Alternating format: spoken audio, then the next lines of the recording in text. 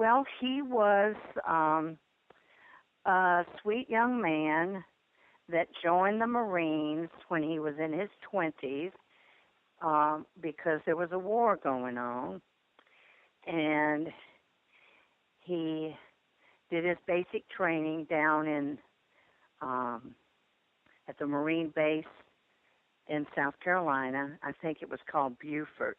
He wrote letters to my mother from the time he was in basic training until the time that he died. I was 4 years old when he died. My only memory of him was sitting in a big truck on his lap. He drove a gasoline truck, and I sat on his lap, and he pretended, and I pretended like I was driving this big truck at 4 years old. And he had gorgeous, thick, black, curly hair and pretty blue eyes. I think the eyes were blue. But he was a beautiful, beautiful, handsome man, and that was my only memory of him. But he really loved me and my mother, and you can tell that in the letters that he writes. One of the guys that was in the same foxhole that he was in on the island of Iwo Jima called me one Sunday late in the afternoon and introduced himself over the phone and said, I was in the same foxhole with your dad when he was killed on Iwo Jima, and that I always promised him that I would phone his family if something should happen to him, and he was going to do the same thing for me if something had happened to me, which I thought was really neat. And I cried on the phone when he talked to me, and he said that he had always wanted to do this, and he had waited, but he had seen Aunt Janae's article in Caltrap, which was a Marine magazine, and that's how he was able to contact us.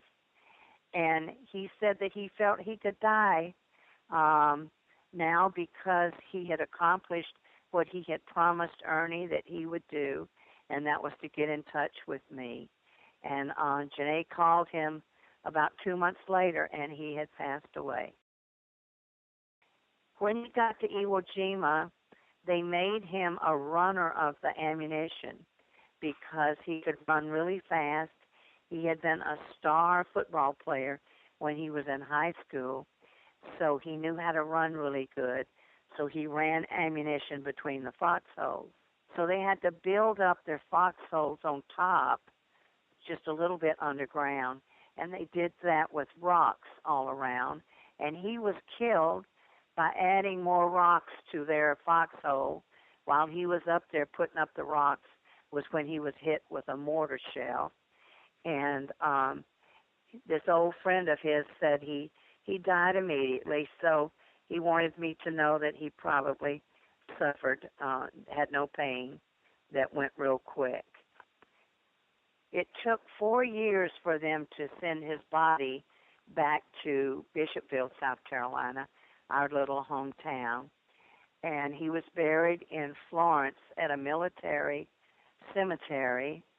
And when we go back to Florence, we always go by his grave. He had a full military burial with the guns that were fired, and they gave my mother a beautiful flag that was folded, and she later donated that flag to the local VFW in our little town. I've always been very, very proud of him, and I think that's why I'm so patriotic, and I love this country, and I always want to serve it in any way that I can.